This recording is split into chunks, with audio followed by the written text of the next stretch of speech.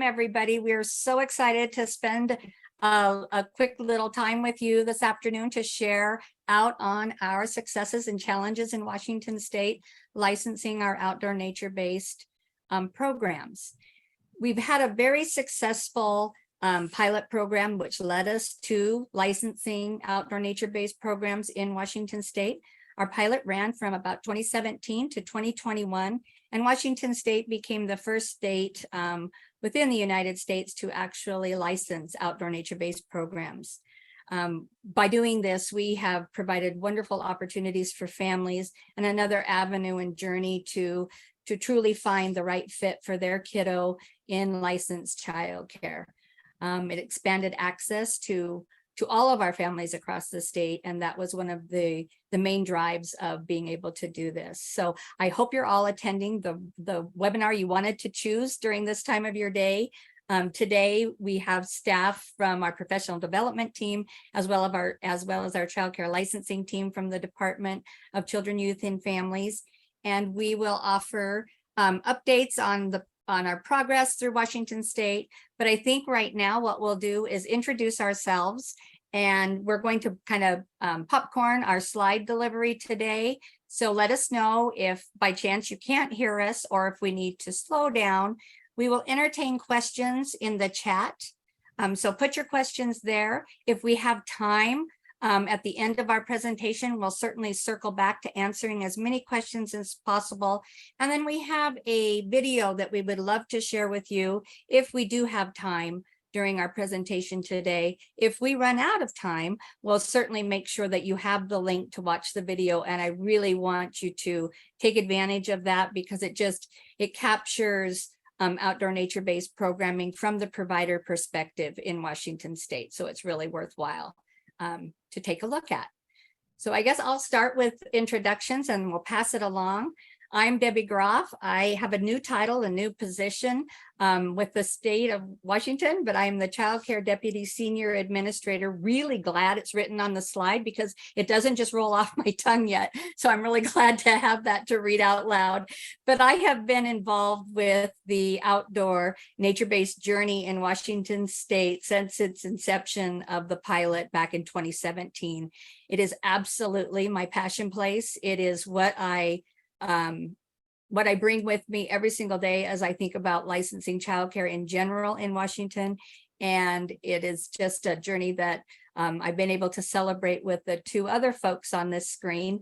So I'm going to pass it right on over to Aliza.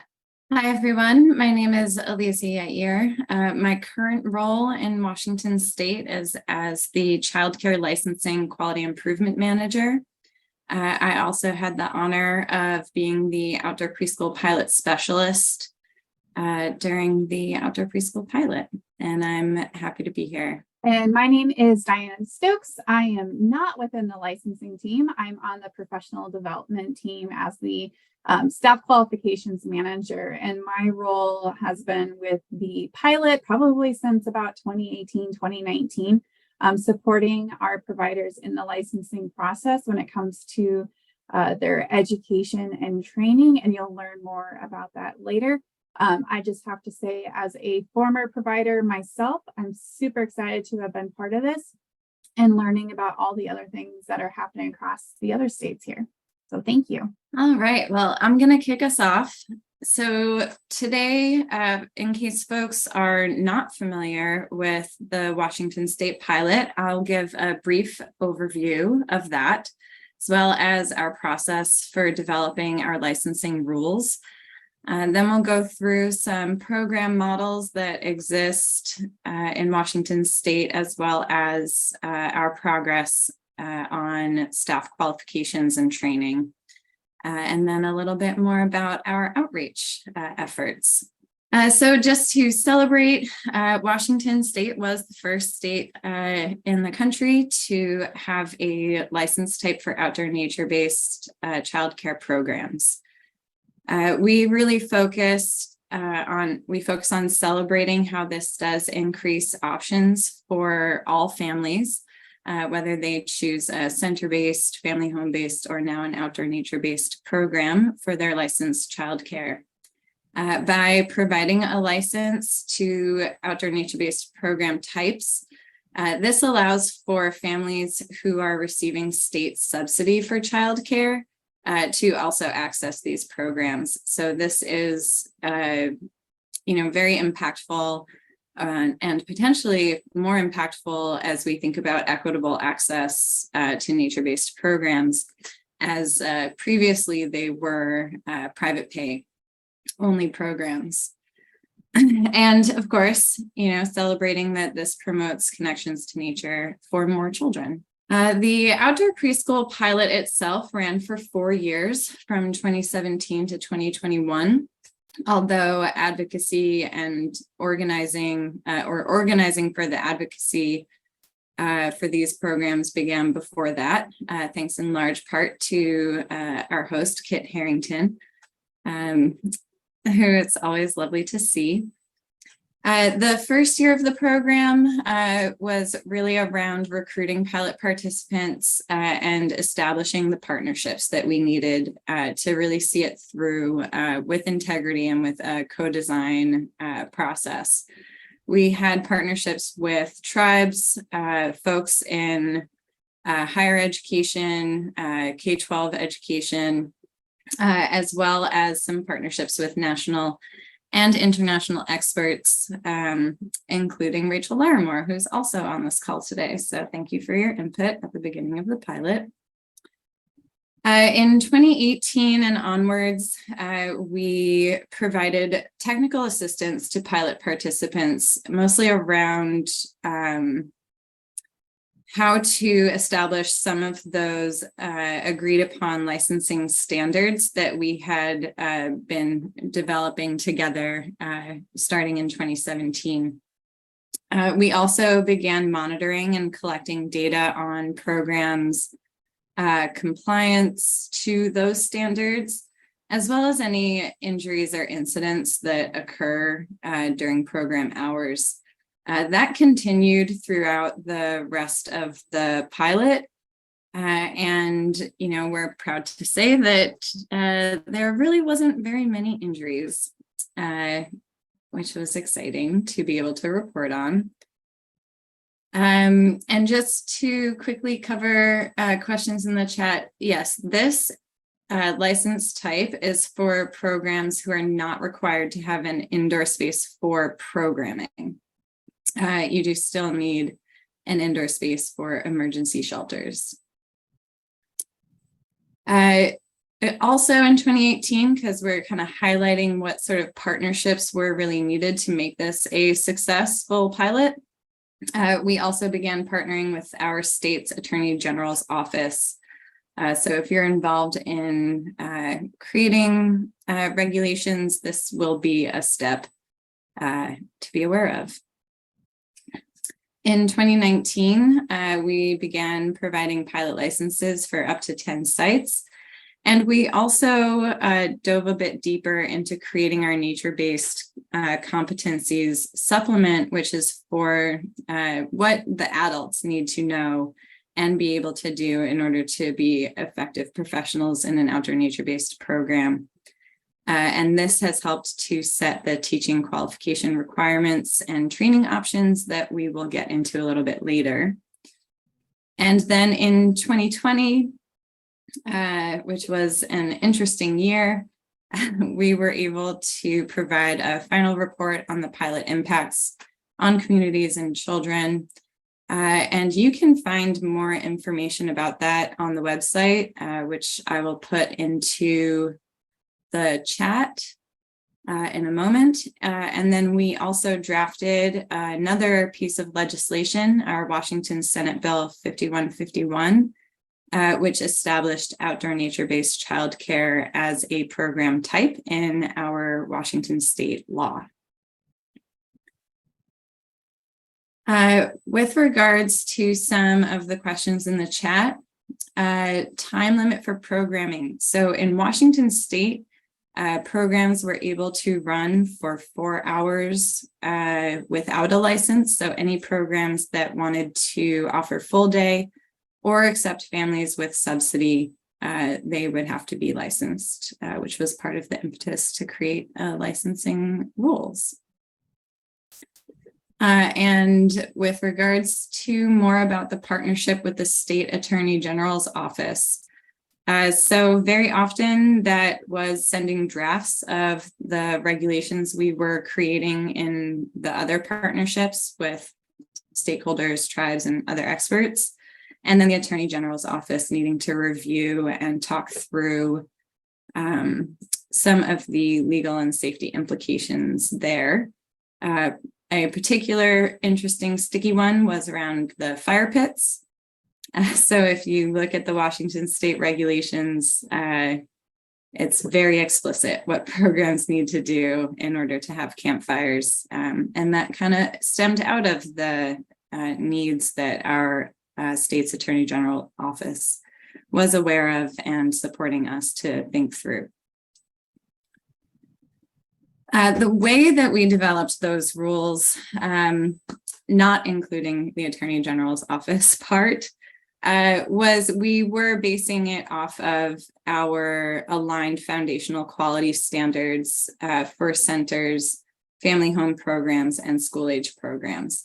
So the mindset that we went into this with was, how do we create the same level of safety in a different kind of environment? That's where the best practices coming from our pilot participants, as well as from various other experts and collaborations, both throughout the United States and in other countries, helped us to identify some key pieces to include there. One of which, for example, is around using benefit risk assessments. So that is a process that is unique to licensing regulations for outdoor nature-based programs that you don't find in regulations for other settings like centers or family homes. And we developed what we were calling the touchstone standards. So you may be familiar with that terminology. However, now we have filed those as Washington Administrative Code, or WAC, and it has a whole chapter, WAC chapter 110.302, and we are very excited about that progress. And so that's been the process of our rules development. So Aliza touched on kind of how we came to formulating and promulgating our rules. But there were outliers. There were rules that we really needed to pay specific attention to ensure child safety and the health of every child that would be enrolled in a program. And those were the most fun rules, I think, to develop. We did it alongside of our stakeholders. They really did offer their expertise because they were the experts. They had been doing care with kids in these exempt programs for 4 hours or less. And we really did rely on their wisdom and their knowledge set to help us with what we needed to do to take a look at these wonderful outlier rules for outdoor nature-based programs and the attention that needed to be paid. And Aliza really looked and talked about that benefit risk assessment. That is an overarching document, training device, place to just inform staff, families of every area within an outdoor nature-based program where they need to think through how they will mitigate the risk. Because as all of us know that are attending this webinar today, this is where our children grow most from, is that risky element of outdoor play. So we wanted to encapsulate that, make sure that kids still had opportunities for that, but we needed to do that in such a way that they could be safe. And by having programs take a look at each of those areas of where that kind of had to think about what is the risk element, what would they need to, mitigate that risk, and then how would they train their staff to know exactly what to do? We enveloped this document and put it in our rule. So every program has to utilize a benefit risk assessment, which is actually reviewed and approved by the department before they start a licensed program. So some of the areas that they would cover in a benefit risk assessment would be, like Aliza just alluded to, the campfires. We had to actually convince our assistant attorney general that actually kids can be safe in a campfire setting. And what he was thinking through was his experience with campfires while camping with his family, or maybe attending a bonfire for a football celebration at a local high school. And we had to really convince him that there are wonderful ways and safe ways to really take a look at campfires, how to do those with children, but also thinking about the benefits of that. And it isn't a large bonfire. It is a warming technique. It is a one-on-one supervision issue with children when they're attending these campfires. And we even drew really fun little circles on the carpet when we were trying to develop these rules to try to figure out what is a reasonable distance that these kiddos need to sit on their log seats in order to be safe while the campfire was lit. So it was just, really fun and thoughtful process, very intentional process. But the benefit risk assessments also deal with water safety. In Washington State, we have such a huge variety of water sources that our programs must be able to engage with unless it is just too hazardous. And so we develop ways for folks to really think through that within their programs, what makes sense for working around water with kids or playing in water with children, and then where do we up the ante for supervision, ratio, and training of our staff. Our programs forage for food items with their children in nature-based programs. They have to know how to do that, and they have to identify those risks within their benefit risk assessment. The same goes for the use of tools, climbing natural features, and again, where we really popped up the ante was the staff to child ratios that they need to adhere to in order to make sure when children are working in these risky play avenues that they have the required staffing to be able to do that safely. I think the word in the star speaks for itself, but without fences, without barricades, without barriers, our staff become that safety feature for our children. And supervision is key to success in outdoor nature-based programming. And that is what we really leaned into when we thought about those staff to child ratios. We upped the ante on staff qualifications. We have a pretty diverse group of folks who work with our kids in Washington State, and our nature-based program folks came to the table with a huge amount of expertise. We needed to ensure that anybody else coming into this field had that same level of expertise and knowledge to be able to properly work with kids. So we added some nature-based components, and I think Diana will address some of these later on, so I won't get too far into the weeds on staff quals. But we did really take a look at what does it take to be able to do this. But we also honored what brought people here and what brought people to the field of nature-based programming with children.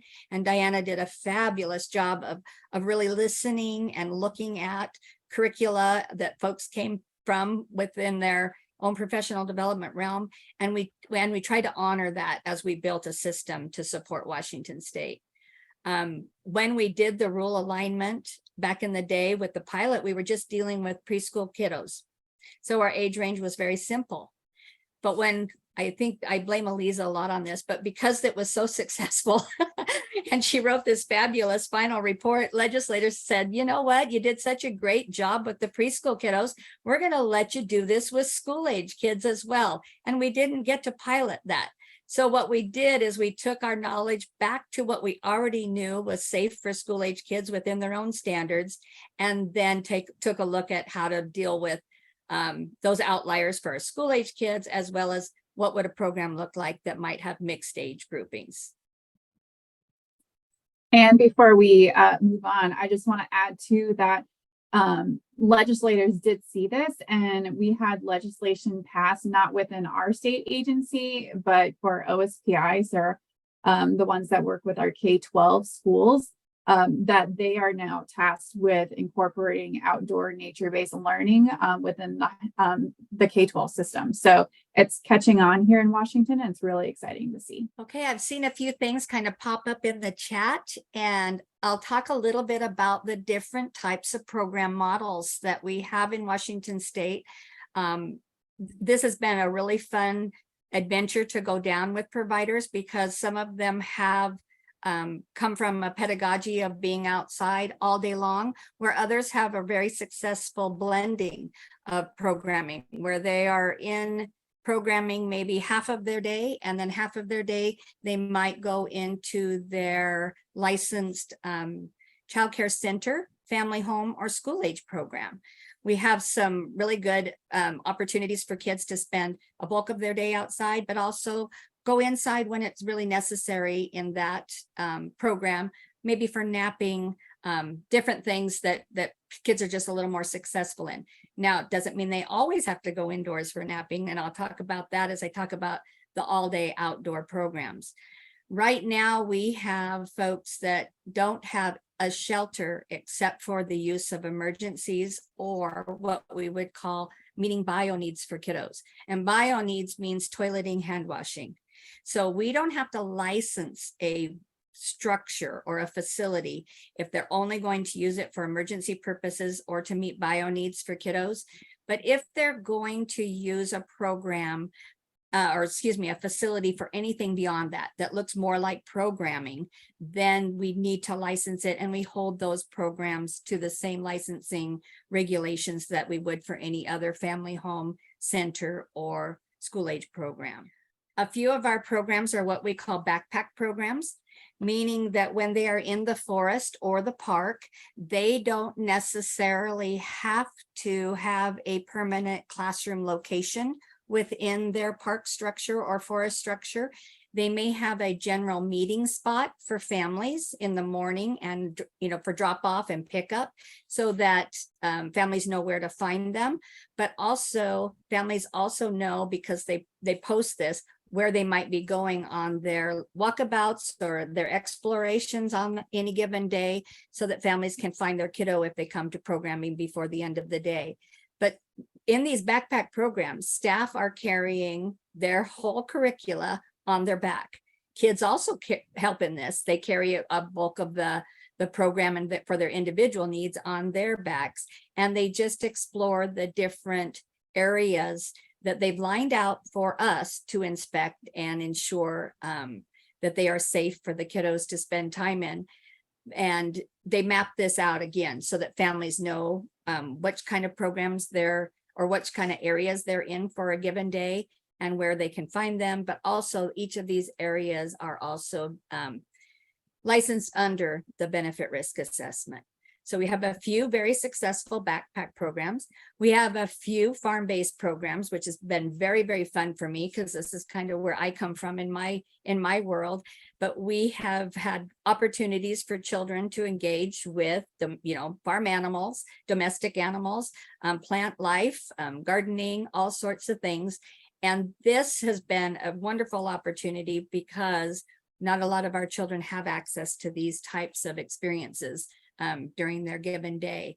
So a few of our programs have livestock, as you see in this lovely little picture with the chicken, we have some wonderful opportunities for egg foresting and harvesting and cleaning, and we've set up a lot of parameters in our rules to do just that. And Aliza kind of leaned into working with other folks and other entities to come up with the safest of rules.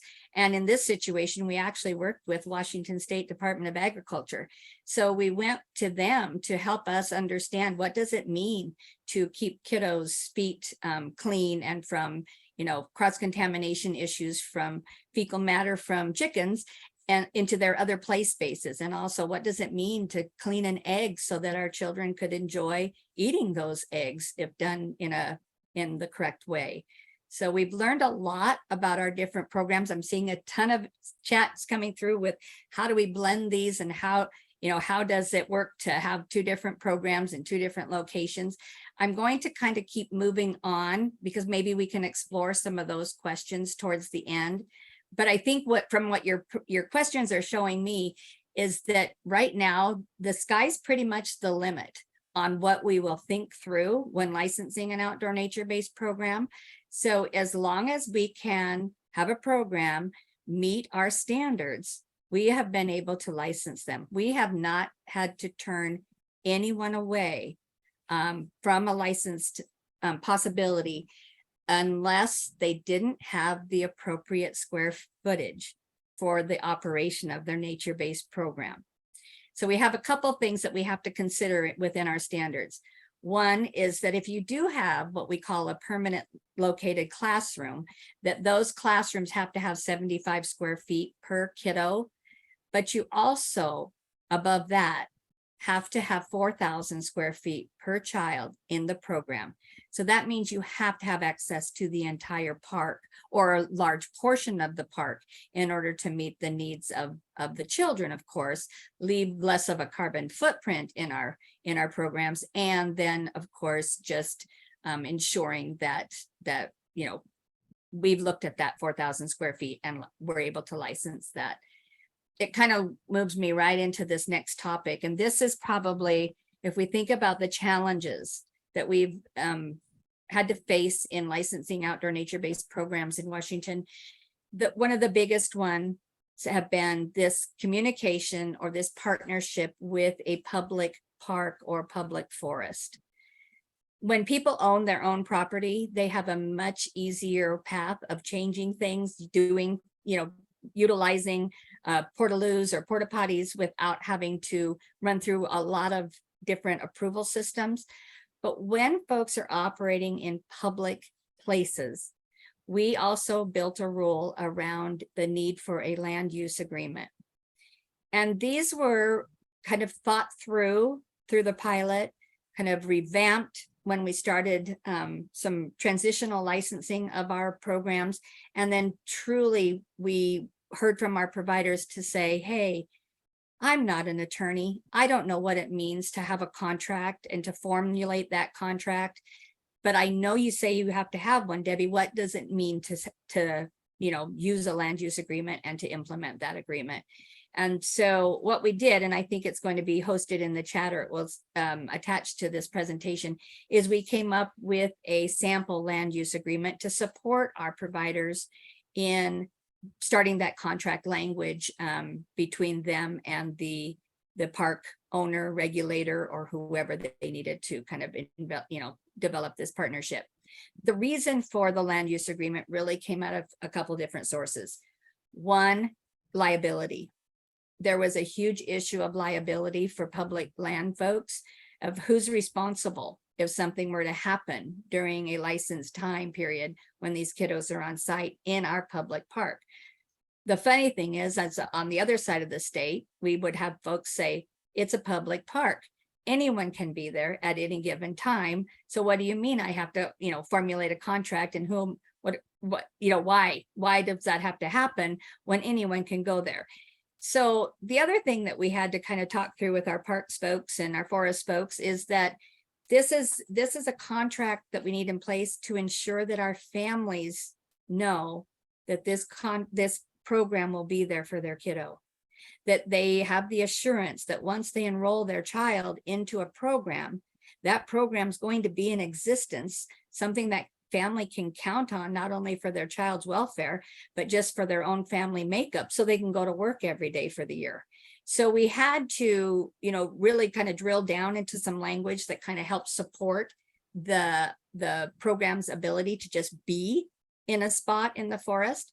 And some of the programs have worked so hard with their parks departments, because what they've done is they've shown that it's not just, it doesn't hurt the park, it actually supports the park.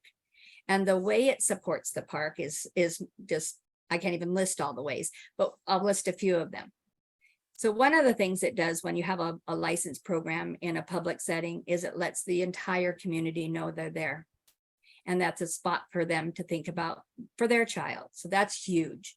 The other thing is that it forms these partnerships between the two entities, but it also gives these outdoor nature-based programs an opportunity to show that they're growing these little tiny stewards of our lands.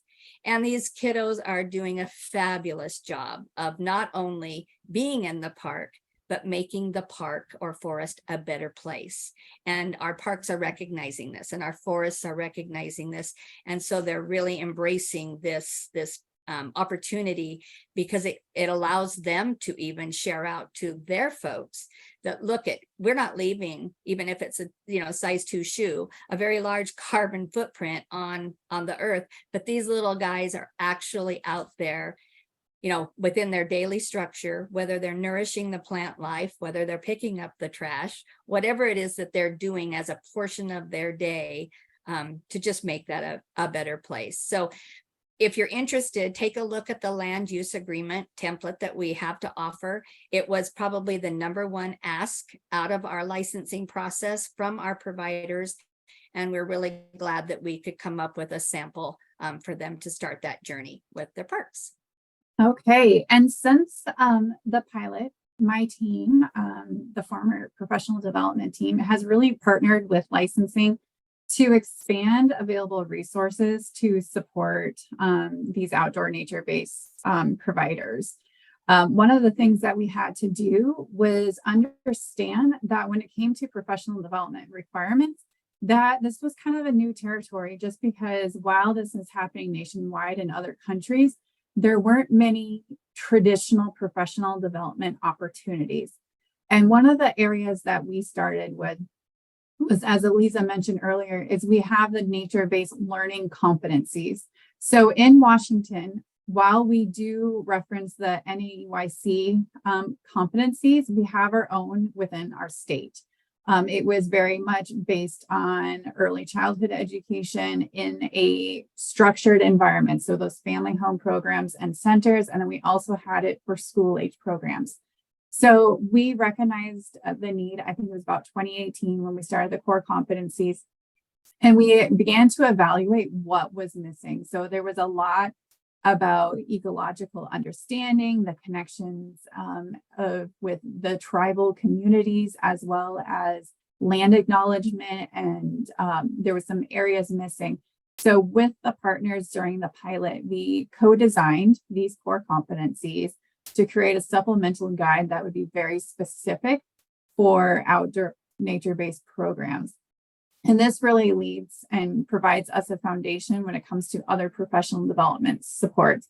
We used a liberatory design process in the very end of creating these, and this allows us to continue expanding our resources and supports outside of nature-based.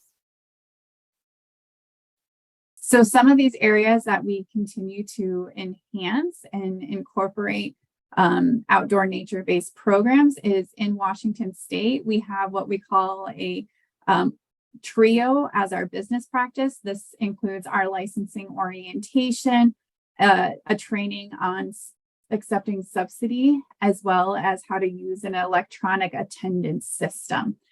With those 3 trainings, we had to make sure that we incorporated outdoor nature-based programs, and ensuring that, especially when we came to the health and safety components, that we took in those risk assessments and the natural things that happen in the outdoor environment.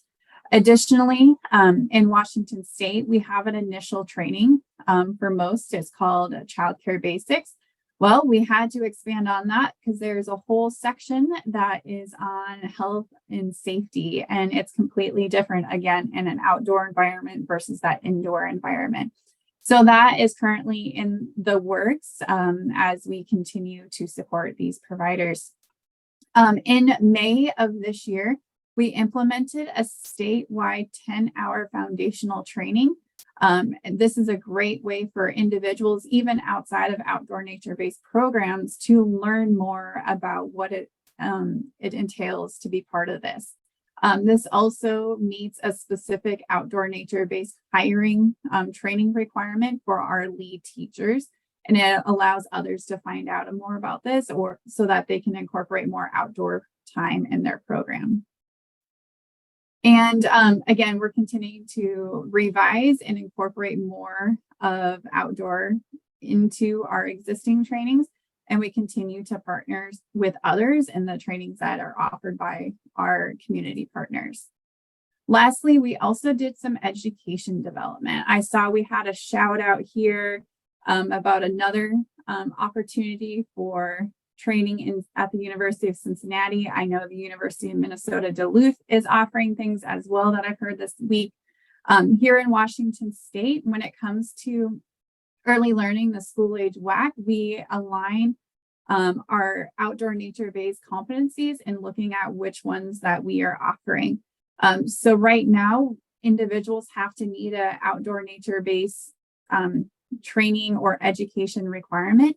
But again, as I mentioned, there's been a lot of non-traditional professional development. And so to support providers, there's been a one-on-one consultation with myself and looking what education, workshops, reading book clubs, anything a person has done to expand their knowledge, we've looked at and how we can incorporate that into meeting their education and or training requirement. And as Debbie mentioned earlier too, we looked at the equivalence of what people have been doing. So traditionally in early childhood, you will see people with backgrounds in early childhood or elementary education. But when it comes up here in Washington, our workforce is much more diverse for those that are offering outdoor nature-based programs. And we took that in consideration and included other equivalents to help people meet their education requirements. And the last piece that I want to mention, which I'm really super excited about, is that this year our colleges came together, and in Washington we have a stackable certificate program that individuals can complete. It's the pre-work before an associate's degree, and our short certificate, which is a total of 20 ECE credits. We now have a outdoor nature-based specialization. And so our teachers, our educators are able to complete training or education, college classes that are very specific to outdoor learning that will help them in the program that they have. Other specializations include like family homes, infants and toddlers, as school age administration. And so this is just very natural for us to bring into as well. Okay. And can I jump in here as well? Yes. To just highlight the partnerships that we had as a state agency with the colleges and higher education folks throughout this whole process. From creating the nature-based competencies to creating the 10-hour training, which is a requirement for lead teacher level, up to, like Diana was just saying, this short certificate specialization course, which helps meet the requirement for a program director. Yeah, our college partners were really excited and jumped on board with the short certificate specialization. And we also worked with our community partners as well as those that are very knowledgeable about outdoor nature-based and working with the training development. We do partner with the University of Washington's Cultivate Learning to develop this training, and it's been very fantastic and well received by our providers. In 2021, Washington State Legislature passed Senate Bill SB 5151 that authorizes the Washington State Department of Children, Youth and Families, DCYF, to license outdoor nature-based childcare programs that enroll preschool or school-age children, teach a nature-based curriculum, and provide daily nature-based learning experiences. DCYF's commitment to a high-quality integrated system for children of all ages, while eliminating racial disproportionality, is in complete alignment with outdoor nature-based providers. The new legislation provided DCYF the opportunity to partner with tribes, providers, and stakeholders to develop and implement specific rules promoting a safe and healthy environment in a nature-based setting. We became a licensed outdoor nature-based program for a number of reasons. So Fiddleheads had already been around for 5 or 6 years, and one of the co-founders was actually active in getting the state of Washington to license nature-based preschools. And we were part of the pilot program to make sure that our philosophies could reach as broad an audience as possible. And in addition, we're able to take children who need to pay with state subsidies. So those two are huge equity components. And then of course, we just have access to a number of trainings and other resources through DCYF, which has been huge for us. So we are extremely grateful to have the DCYF licensors as part of our team. They are always there to help us make sure that we are in all the safety guidelines and know the latest. They have walked us through everything from setting up our nature-based program space to navigating COVID and other safety aspects of our classroom. Through the process, we realized that these folks are just people who are really excited also about Nature Preschool like we are, and they have just been so supportive, answering all our questions through the process of becoming licensed, doing everything they can to help us. Outdoor learning is changing the nature of childcare. It might seem like a field trip day, but it's a hands-on learning environment for children to experience and enjoy through DCYF's Outdoor Nature-Based Providers Program. So the biggest couple pieces of our license program that have brought in more equity in our community are the additional length of time that we're able to spend in the classroom. So families who cannot manage just 4 hours and are able to leave their children for as long as 6.5 hours. We have an early care as well as one classroom that is 6 hours long. And then we are able to take children who need state subsidies to pay a part of their tuition. So that's a really important piece of ours. So just making sure that some of those, constraints have been reduced for families is really important to us. We have a number of different pieces that influence our curriculum. So we have a very strong social and emotional regulation component. We tend to use things like the zones of regulation, helping children understand that their feelings are not necessarily good or bad, but there are certain ways that we want to make sure that they're recognizing, processing, and acting on those feelings and impulses. In addition, of course, we are extremely centered in the Arboretum and all that it has to offer. So our nature-based component of our curriculum is very seasonal. It tends to change with whatever the children seem to be discovering at any given moment. And then also we have teachers who have a history of teaching in a combination of early childhood and outdoor environmental education. So we really make sure that their expertise and their enthusiasm really translates into the classroom. There are so many amazing reasons that families should choose an outdoor nature-based program. There is an amazing sense of exploration for both the children and the teachers. One of my favorite things about a program like this is that it's not just teachers sort of bringing things to the children. All of that extra self-regulation that they get to learn in our program is just a huge part of getting them ready for the next step. So something that we love about our program is that we really are able to emphasize that relationship building with the students and their families. And part of the reason we're able to do that is that we have a low ratio of teacher to student 4:1, which is even lower than what licensing requires.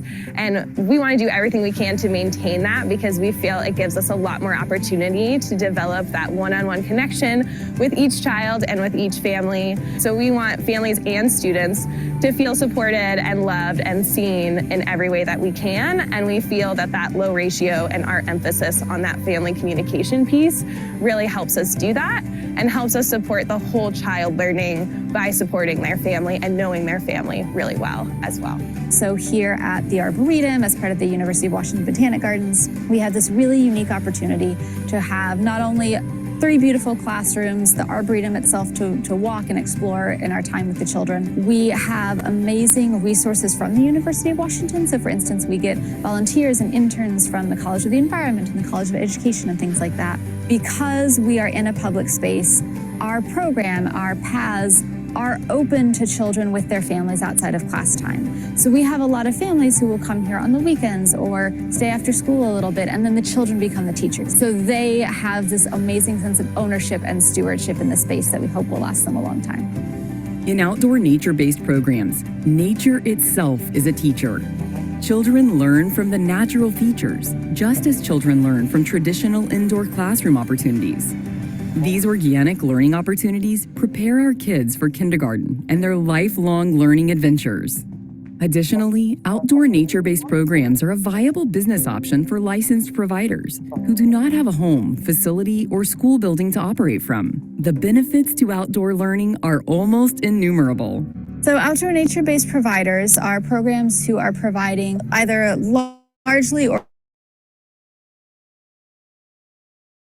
completely outdoor experiences for children during school time. So the, access to either a public or a private space where the children are able to spend a large portion of their school day. Some of the biggest ones for families to know are the self-regulation component. So the ability to regulate in the rain, to regulate in the weather, to regulate in a space that is always constantly changing. That is a huge component of their benefits. That sense of exploration and ownership over their own learning. The teachers might provide some activities, provide some guidance, provide some prompts, but the children themselves, their discoveries, their interests, and their self-selection at any given time are really key. So just making sure that within our classroom boundaries, we just have a variety of choices at any given time so the children can really feed what they're wanting to do at any given moment. It's really clear how this kind of learning can benefit the whole child, can have a more holistic learning experience for their social, emotional development. Being outside can be really regulating emotionally for a lot of students. This sensory-rich environment can have a calming effect, and it also provides more social opportunities for them to learn. There are so many things that their brains are working on all the time when they're out here and learning and experiencing, observing.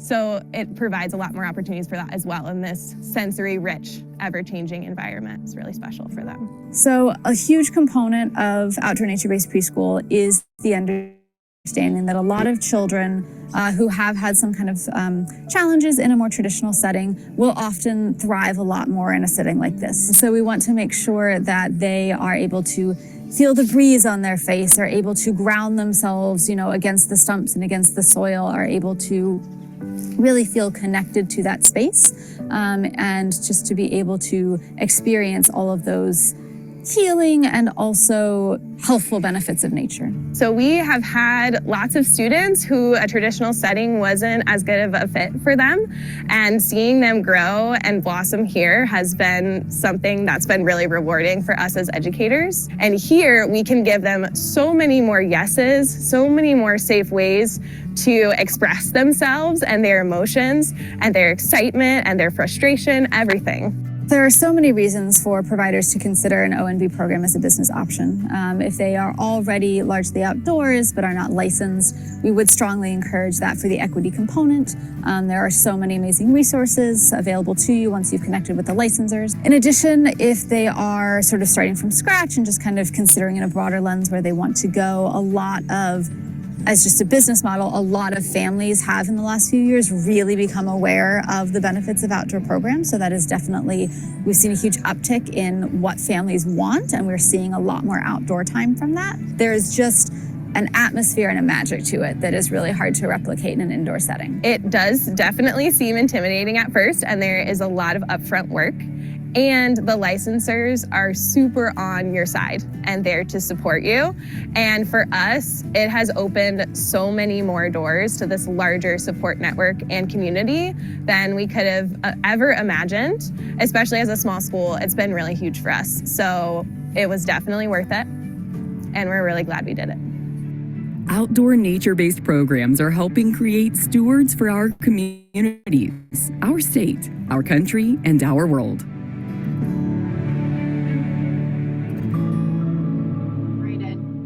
If you guys have follow-up questions, we have an email address here on the screen.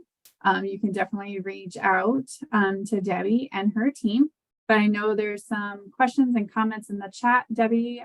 I'll stop my screen share and then we can kind of go from there.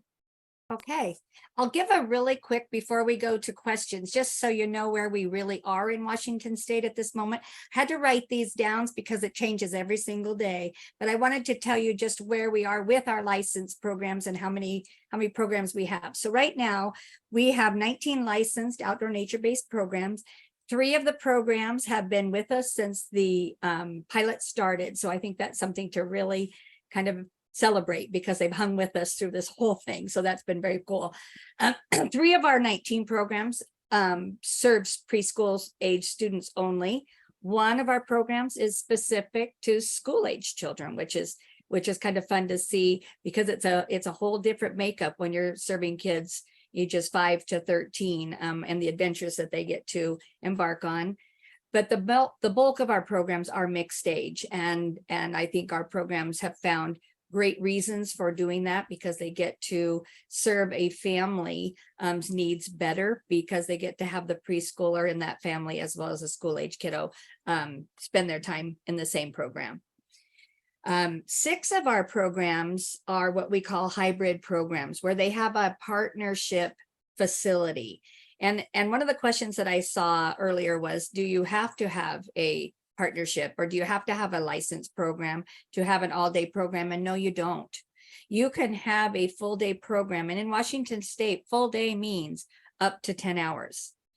Most of our programs stop at about the 6 to 7 hour mark due to light, the amount of light at the end of the day, which makes it very hard to supervise kiddos in the dark.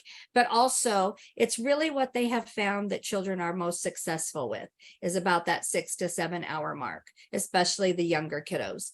But when we have a hybrid model and the use of a facility, again, if they're using the facility for programming, then they need to have that facility, family home center, school age program, licensed under the traditional regulations that all of our centers and family homes and school age programs use. So we do have some of our programs, 6, that have that opportunity to kind of share that program day, both indoor and outdoor. The requirement for outdoor is they have to spend at minimum of 50% of their day outdoors in nature. So that kind of, I hope, answers a couple of those questions. We have a total capacity right now of the ability to serve 358 children in Washington in outdoor nature-based programs. 100% of our programs actually accept families who receive subsidy. And I think that's an incredible mark, because it isn't 100% of our traditional programs. So I think it shows that our programs really did want this outreach to all children in Washington and wanted to become licensed so that they could open that opportunity for families who needed that financial assistance. So I hope that just gave you a really quick overview of where we are right now. But as the tickers are coming in, because my folks are feeding me information on my phone, we actually have 2 more applications. So see, just from the start of a webinar, you can see the growth that happens in Washington State.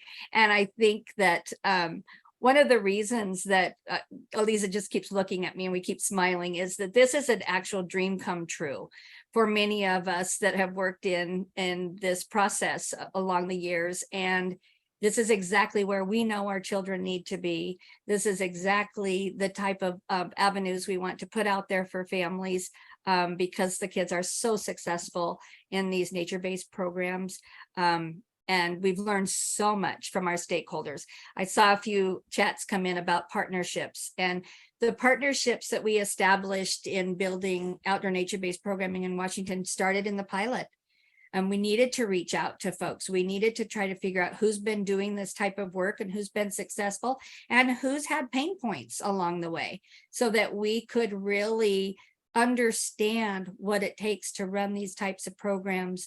If any of you are in any other state trying to do the same, is reach out to those folks who, one, want the same thing as you, and then a few of them who don't, because we learn a lot from those who are hesitant as well. And we learned a lot about what kinds of rules we could build to almost convince them that it is okay to do these types of programs with kiddos and we can keep them safe. So I think, Diana, I hope that leaves a few more minutes for some questions. We'll pop up as many answers as we can. So let me know what's there. Aliza and I or you can answer anything here. Yeah, I think I'll touch on the question about navigating the more challenging relationships or entities. So I hope that you heard in Debbie's response just there, the level of excitement and openness to learning that I think was really key when we were establishing some of our original relationships. Some of the main messaging points were, well, here are all the benefits that we know of being outdoors with kids, which might have been like better eyesight, physical development, self-regulation. We can also say, we also now know from our own pilot that sort of the standards-based learning for children in outdoor nature-based programs extends into their kindergarten readiness. The amount of research available, the positive impacts on child development just continues to grow. So what's available to you all now is more than we had. But then also, well, why are you concerned? Sometimes it's around, how sanitary is the bathrooming. Sometimes it's around weather. And just having those ways of dealing with those kind of regular pain points for people is really helpful. And then adding that little bit of like, well, if it rains, they all wear their little waterproof suits, and it's so cute watching all these kids walk around in these little orange suits. There's nothing cuter than a little kid in nature. So those have been some of our strategies, and really just taking the time to work through what those challenges are for folks. Also, some people you don't need to agree. So figuring out who you do actually need to agree, which is usually your state licensing attorney generals and your legislators and your parks directors and maybe your Department of Health. So, there's a list of people who really do need to be collaborated with, and getting in on that in the development stages helpful for longevity. And I'll say this too, because I know we're at time. But in Washington State, we're not doing it for the providers. We're doing it every step of the way. They have been part of the process. And I think that helps because they are the biggest advocates for us. So just want to say thank you all for joining, and please reach out to our email address if you guys have any questions and how we can support you in the process. Thanks all.